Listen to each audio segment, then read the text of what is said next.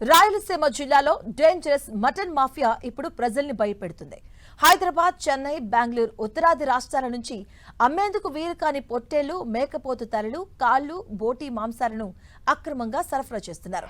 తిరుపతి, కడప, నెల్లూరు, చిత్తూరు, అనంతపురం లాంటి జిల్లాల్లో ఈ చెడిపోయిన వాసన కొడుతున్న కుళ్ళిన మాంసాన్ని అక్రమంగా రవాణా చేస్తున్నారు. వీటిని రోజుల తరబడి ఫ్రిడ్జ్ లో ఉంచి స్థానికంగా హోటళ్లు, మెస్సులకు సరఫరా చేస్తున్నారు. దుర్వాసన వస్తూ ఉండడంతో చుట్టుప్రక్కల స్థానికులు మున్సిపల్ అధికారులకు సమాచారం ఇచ్చారు. దీంతో అధికారులు తనిఖీలు చేయగా ఈ కుళ్ళిన మాంసం, మటన్ మాఫియా ముఠాల అరాచకం వెలుగులోకి వచ్చింది. తిరుపతి నగరంలోని పెద్దపీర్ల చావడి మాంసం మార్కెట్లో ఆకస్మిక తనిఖీలు నిర్వహించిన మున్సిపల్ హెల్త్ అధికారులు ఒక్కసారిగా నివ్వెరపోయారు. ఎటు చూసినా వారికి పాచిపట్టి కుళ్ళిన మాంసమే కనిపించింది. కుళ్ళిన మాంసం తింటే తీవ్రమైన అనారోగ్యాలు బారిన పడతారని మున్సిపల్ హెల్త్ అధికారి డాక్టర్ యువ అన్వేష్ అంటున్నారు. ప్రజలు చైతన్యవంతులై హోటల్స్ లో ఇలాంటి ఆహారానికి దూరంగా ఉండాలని ఆయన సూచిస్తున్నారు. ఇతర నగరాల నుంచి అక్రమంగా జంతువుల అవయవాలు తెప్పిస్తున్న దుకాణాల లైసెన్స్ రద్దు చేస్తామని, వారిపై క్రిమినల్ కేసులు నమోదు చేస్తామని మున్సిపల్ వైద్య అధికారి డాక్టర్ యువ అన్వేష్ తో మా ప్రతినిధి మురళి ఫేస్ టు ఫేస్. ఆధ్యాత్మిక నగరి తిరుపతిలో కల్తీ మాంసం విక్రయాలు తీవ్ర కలకలం రేపుతోంది. ఏదైతే హైదరాబాదు, ఇంకా బెంగళూరు, చెన్నై నగరాల్లో విక్రయానికి నోచుకొని పొట్టేళ్లు, మేకల తాలూకు తల, కాళ్ళు, వాటి పేగులు అన్నీ కూడా తిరుపతికి వచ్చి పెద్ద ఎత్తున విక్రయిస్తున్నారు. అంతేకాకుండా రోజుల తరబడి వాటిని నిల్వ ఉంచి చివరకు పాచిపోయిన ఆ పదార్థాలను హోటళ్లకు, మెస్లకు అందిస్తున్నారు. ఈ విషయం తెలుసుకున్న తిరుపతి మున్సిపల్ శాఖ ఒక్కసారిగా కొరడా జులిపించింది. స్వయంగా హెల్త్ విభాగం ఒక్కసారిగా అటువంటి విక్రయిస్తే చోట పెద్ద ఎత్తున దాడులు నిర్వహిస్తే వారే అవాక్కపోయే దృశ్యాలు అక్కడ కనిపించాయి. పూర్తిగా కుళ్ళిపోయిన మాంసం అక్కడ కనిపించింది. అవన్నీ కూడా నగరంలోని అనేక హోటళ్లకు సరఫరా అవుతోంది. ప్రస్తుతం మనతో పాటు Tirupati municipal health officer doctor యువ అన్వేషణ, ఆయనతో అడిగి తెలుసుకుందాం అసలు ఏం జరిగింది మీరు వెళ్ళినప్పుడు అక్కడ. సో మనకి పీపీ చావడి అంటే పెద్ద పీర్ల చావడి స్ట్రీట్ నుంచి లోకల్ రెసిడెంట్స్ మనకు కంప్లైంట్ చేయడం జరిగింది. మనకి ఇట్లా కంటైనర్స్లో నాసిరకమైన పదార్థాలను తీసుకొచ్చి మీట్ తీసుకొచ్చి ఇక్కడ సేల్ చేస్తున్నారు, ఒకసారి విజిట్ చేసి చూడండి అని చెప్పేసి కంప్లైంట్ రావడంతో మేము కూడా దాన్ని విజిట్ చేద్దామని వెళ్ళాము. కానీ అంటే మేము స్టోరేజ్ చేస్తున్నారంటే దాదాపు ఒక 50 కేజీల లోపల ఏదైనా స్టోర్ చేసి ఉంటారని అనుకుంటే దాదాపుగా 12 స్టాల్స్ ఉన్నాయి మనకి పీపీ చావడిలో. ఆ 12 స్టాల్స్లో దాదాపు 1/2 టన్ను పైన మాంసం వాళ్ళు నిల్వ ఉంచడం జరిగింది. అక్కడ 1/2 టన్ను కాకుండా చుట్టుపక్కల ఉండే లోకల్ ఎవరైతే పీపుల్ ఉన్నారో వాళ్ళ ఇళ్లలో కూడా ఫ్రిడ్జ్ల్లో ఇంకా దాదాపు ఇంకొక 1/2 టన్ను పైన మాంసం స్టోర్ చేసుకోవడము, అవన్నీ కూడా కంప్లైంట్స్ మనకు వచ్చాయి. బట్ మేము వెళ్ళామని చెప్పేసి చుట్టుపక్కల ఇళ్లలో కూడా అంతా క్లియర్ చేయడం జరిగింది. సో ఇవన్నీ కూడా మనకి హైదరాబాద్, చెన్నై, బెంగళూరు నుంచి ఏవైతే వాళ్ళకి ఈ తలకాయలు, కాళ్ళు, ఈ బోటీ లాంటివంతా కూడా అక్కడ కొంత తక్కువ డిమాండ్ ఉండడం వల్ల ఇక్కడికి వాటిని తరలిచ్చి ఇక్కడ వాటిని తక్కువ రేట్లకి ఇక్కడికి దిగుమతి చేసుకొని ఇక్కడి నుంచి వీళ్ళు ఇక్కడ హోటల్స్కి, మెస్సెస్కి, డాబాలకి వీటికన్నిటికీ సప్లై చేయడం జరుగుతుంది. సో మేము ఇన్స్పెక్షన్ చేసినప్పుడు ఆ ఫ్రీజర్ కంపార్ట్మెంట్లు ఓపెన్ చేస్తే మేమే ఆశ్చర్యానికి లోనయ్యే పరిస్థితికి గురయ్యాము. ఎందుకంటే నాకు తెలిసినంత వరకు కొన్ని నెలల తడబడి అవి ఆ ఐస్ ఫ్రీజర్లో అట్లే అతుక్కొని పోయి మేము తీయడానికి కూడా చాలా కష్టమైన పరిస్థితుల్లో కమ్ములు పెట్టి లాగితే కూడా రాని పరిస్థితి మీరు విజువల్స్ కూడా చూశారు. సో మనకి తలకాయలు కొన్ని వందల సంఖ్యలో తలకాయలు అక్కడ లభ్యమయ్యాయి.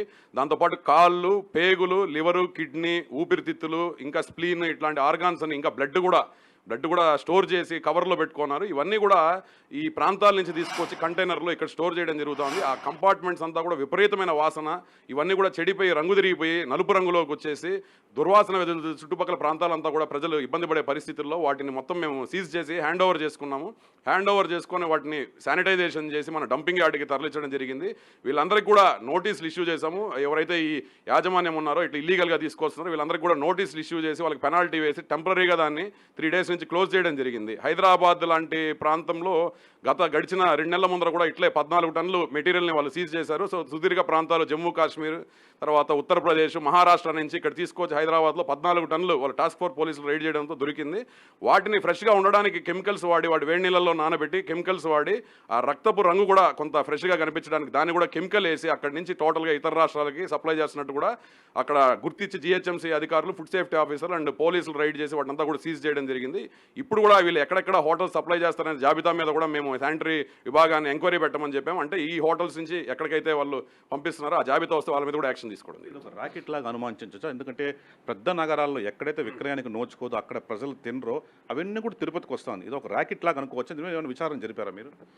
సో మేము కూడా ఇప్పటిదాకా మేము ఇన్ని సంవత్సరాల్లో కూడా ఎప్పుడు ఎవరు కంప్లైంట్ ఇవ్వలేదు దీని మీద. అలా ఎక్కడైనా హోటల్స్లో మనకి కొంత తక్కువ భాగంలో 10 కేజీలు 20 కేజీలు 50 కేజీల లోపల స్టోర్ చేసుకుంటూ ఉంటారు. అది కూడా నార్మల్ మనకి 1 వీక్ లోపల వాడే పదార్థాలన్నీ కూడా 5 degrees టెంపరేచర్ లోపల ఉండాలా. ఈ హెవీగా అంటే more than weeks months store అయ్యి కూడా ఫ్రోజన్ కంపార్ట్మెంట్లో తీసుకురావాలి. అంటే వాటి ట్రాన్స్పోర్ట్లో కూడా separate fridges, frozen compartment fridges ఉంటాయి, వాటిలో తీసుకురావాల్సిన అవసరం ఉంది. బట్ ఇంత హెవీ క్వాంటిటీలో వేరే రాష్ట్రాల నుంచి ఇట్లా తీసుకొచ్చి చీప్ రేట్కి, అంటే దాదాపుగా మనకి ఇప్పుడు తలకాయ చూస్తే బయట 1000 రూపాయలు ఫ్రెష్గా మార్కెట్లో 1000 రూపాయలకి అవైలబుల్ అయితే వీళ్ళు 200కే 300కే వాటిని అమ్మడం జరుగుతుంది. సో ఈ చిన్న చిన్న హోటల్స్, మెస్సులు, ఈ డాబాలన్నీ కూడా రేట్లు తక్కువ పడతాయని వాళ్ళకి తెలిసినా కూడా ఇవన్నీ కొనుక్కొని ప్రజలకి ఇట్లా సర్వ్ చేయడం జరుగుతుంది. ఇవన్నీ కూడా పూర్తి కులిపోయిన పరిస్థితిలో వాటిలో కంటామినేషన్ జరిగి viruses, bacteria, moulds, parasites develop అయ్యి వాటిని ప్రజలు తీసుకుంటే మనకి డయేరియా రావడం, వామిటింగ్స్ రావడం, ఇంకా ఇతరితర సివియర్ ఇల్నెసెస్తో హాస్పిటల్ అడ్మిట్ అయ్యే అవకాశం కూడా ఉంది. చట్టం ఏం చెప్తుంది? ఇట్లాంటి విక్రయించే వాళ్ళపైన ఎట్లాంటి చర్యలు తీసుకోవాలి మీ చట్టం చెప్తుంది? మనకి మున్సిపల్ మార్కెట్స్ అంటే మున్సిపల్ కార్పొరేషన్ పరిధిలో దాదాపుగా ఒక 270 నుంచి 300 దాకా ఐడెంటిఫైడ్ షాప్స్ ఉన్నాయి. మనకు mutton markets, chicken stalls, fish stalls ఇవన్నీ కూడా. ఇవి కాకుండా ఇంకా అదనంగా కూడా ఒక 50-60 ఉండే అవకాశం ఉంది. ఇవన్నీ కూడా రూల్స్ ప్రకారం, మున్సిపల్ కార్పొరేషన్ రూల్స్ ప్రకారం ఇవన్నీ మన మున్సిపల్ స్లాటర్ హౌస్, లీలామాల్ సర్కిల్లో ఎక్కడైతే స్కావెంజర్స్ కాలనీ దగ్గర స్లాటర్ హౌస్ ఉందో ఆ స్లాటర్ హౌస్ తీసుకెళ్ళి అక్కడ మాత్రమే స్లాటర్ చేయాలి. ఆ స్లాటర్ చేసే సమయంలో వెటనరీ ఆఫీసర్ వాటి ఆరోగ్య పరీక్ష చేసి అవి ఫిట్ ఫర్ హ్యూమన్ కన్జంప్షన్, అంటే వాటి ఆరోగ్య పరిస్థితి హ్యూమన్స్ తినడానికి ప్రాపర్గా మనకు ఉందా లేదా అని చెక్ చేసి దానికి సీల్ వేస్తారు. అంటే ఫిట్ ఫర్ హ్యూమన్ కన్జంప్షన్. ఒకవేళ వాటికి ఏదైనా జబ్బు పడినా కూడా, ఏదైనా కమ్యూనికబుల్ డిసీజెస్, జెనోటిక్ డిసీజెస్ ఉన్నా కూడా, లేదా ఫిజికల్ డ్యామేజ్ ఉన్నా కూడా ఇవి హ్యూమన్ కన్జంప్షన్కి పనికిరావు అని చెప్పేసి వాటి డిస్పోజ్ చేయడం జరుగుతుంది. సో మున్సిపల్ స్లాటర్ హౌస్లో వధించాల్సింది పోయి వీళ్ళు ఇల్లీగల్గా బయట ఇట్లా ఇల్లీగల్గా స్లాటరింగ్ చేయడం ఒకటి, ఇంపోర్ట్ చేసుకోవడం బయట ప్రాంతాల నుంచి తక్కువ రేట్లకు వస్తాయని నాసిరకంగా చెడిపోయిన పదార్థాలను వాళ్ళు తీసుకొని వచ్చి, మేము గమనించింది అక్కడ కూడా చెడిపిన పదార్థాలని వాళ్ళు ఫ్రెష్గా కనిపించడం కోసం వేడి నీళ్ళలో నానబెట్టి వాటిని షాప్స్కి ఇచ్చే ముందే వాటిని బాగా కాల్చి నలుపు రంగులో టోటల్గా ఆ స్మెల్ అంతా రాకుండా వాళ్ళు అక్కడే వాటిని వేడి నీళ్ళలో నానబెట్టి ఇవ్వడం జరుగుతుంది. సో ఇంకెక్కడైనా కూడా ఇట్లా ఇల్లీగల్గా మనకు వ్యాపారాలు కనిపిస్తే మాత్రం ఖచ్చితంగా వాళ్ళు ట్రేడ్ లైసెన్స్ రద్దు చేయడమే కాకుండా క్రిమినల్ కేసులు కూడా వాళ్ళ మీద బుక్ చేస్తామని చెప్పి కూడా మేము మనవి చేసుకుంటాం. Municipal health officer doctor you Anvesh చెప్తుంది, చాలా క్లారిటీగా చెప్తున్నారు. ఒక్కసారిగా మొత్తం మున్సిపల్ హెల్త్ శాఖే, ఆరోగ్య శాఖే పూర్తిగా ఆశ్చర్యపోయే రీతిలో అక్కడ కుళ్ళిన మాంసం మాకు కనిపించి చెప్తున్నారు. ప్రత్యేకించి ఇతర నగరాల నుంచి ఇక్కడికి వస్తూ ఉంది. ఇది ఒక చిన్న రాకెట్ లాగా నడుస్తుంది. దీనిపై కూడా అవసరమైతే క్రిమినల్ కేసులు కూడా నమోదు చేస్తామని చెప్పి డాక్టర్ గారు చెప్తున్నారు. అట్లాగే ఈ నాన్ వెజ్ ప్రియులు చాలా జాగ్రత్తలు పాటించాలా, ఇంట్లో చేసుకుని తినడం బెస్ట్. అట్లాగే ఏదైతే అఫీషియల్ ఆథరైజ్డ్ డీలర్స్ దగ్గర ఏదైతే వధశాలలు ఉన్నాయో అక్కడికి వెళ్ళి వాళ్ళ దగ్గర మాత్రం నాన్ వెజ్ కొనుక్కొని తినాలి. అనవసరంగా ఈ బయట హోటల్లో మెస్సులు తిని అనారోగ్యం బారిన పడవద్దని కూడా డాక్టర్ హెచ్చరిస్తున్నారు. కెమెరా పర్సన్ హేమంత్తో మురళి, 10 టీవీ, తిరుపతి. ఆధ్యాత్మిక నగర మాంసం విక్రయాలు తీవ్ర కలకలం రేపుతోంది.